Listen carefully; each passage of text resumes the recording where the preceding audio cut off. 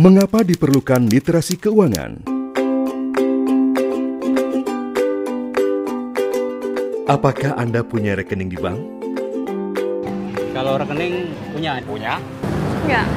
Nggak punya, Pak. Kalau saya uangnya selalu saya titipin ke istri saya. Apakah Anda tertarik beli saham atau reksadana? Kalau saham itu setahu saya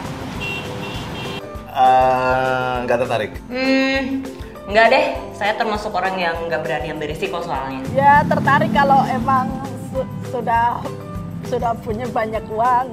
Pernahkah Anda memiliki pengalaman buruk dengan investasi ilegal? Belum pernah sih, dan kayaknya emang takut deh mau nyoba. Oh, punya. Jadi waktu itu orang tua saya ditawarin untuk ikutan investasi. Yang pertama itu bebek, yang kedua itu perkebunan. Saya pernah ditawarkan sebuah investasi yang cukup menarik. Tiba-tiba pemiliknya kabur. kurang dari seminggu dia kehilangan hampir 200 juta. Saya tidak pernah mendapatkan kabar apa-apa lagi dari perusahaan itu.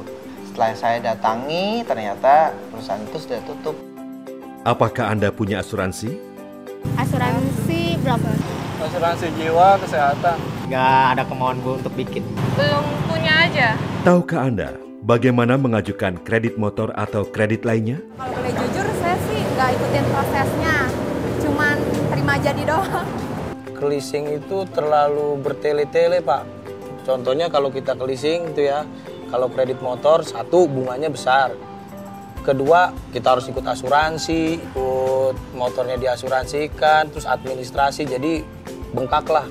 Sama temen itu saya cuma minta tolong suruh ngambilin. Masalahnya di sini saya nggak punya KTP sama kakak. Oh, kredit motor belum. Lebih suka cash ketimbang kredit. Sudahkah Anda merencanakan dana pensiun? Kebetulan saya kan sudah ada di Taspen nih. Jadi pensiun saya sudah pasti ada ya. Sepanjang saya tidak macam-macam ini.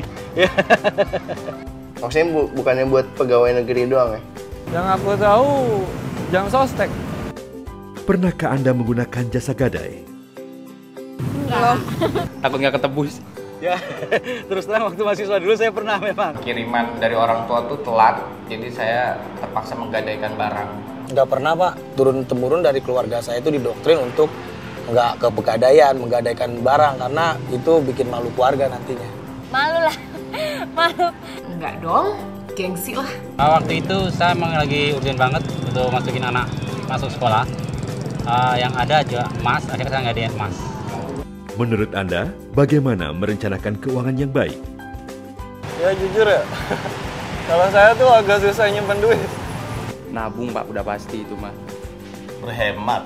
Harusnya kita menyewa seorang profesional, financial planner. Terus punya investasi sih. Dalam hidup sebaiknya kita punya beberapa sumber penghasilan supaya kita tidak bergantung pada satu sumber saja.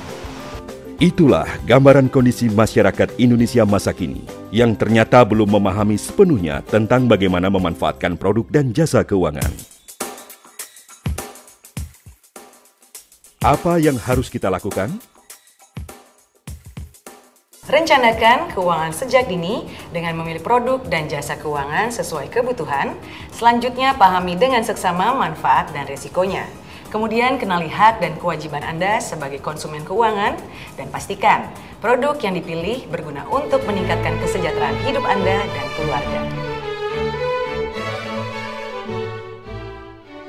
Otoritas Jasa Keuangan bersama dengan industri keuangan menyusun Cetak Biru Strategi Nasional Literasi Keuangan Indonesia guna mendukung kesuksesan program pemerintah di bidang keuangan inklusif atau Financial Inclusion. Cetak Biru Strategi Nasional Literasi Keuangan Indonesia bertujuan untuk meningkatkan pengetahuan, keterampilan, dan keyakinan konsumen serta masyarakat luas mengenai lembaga keuangan serta produk dan jasanya, sehingga mereka mampu mengelola keuangan dengan lebih baik sesuai dengan apa yang mereka butuhkan. Mari kita wujudkan masyarakat Indonesia yang cerdas mengelola keuangan dengan lebih baik. Sikapi uang dengan bijak, cerdas mengelola masa depan sejahtera.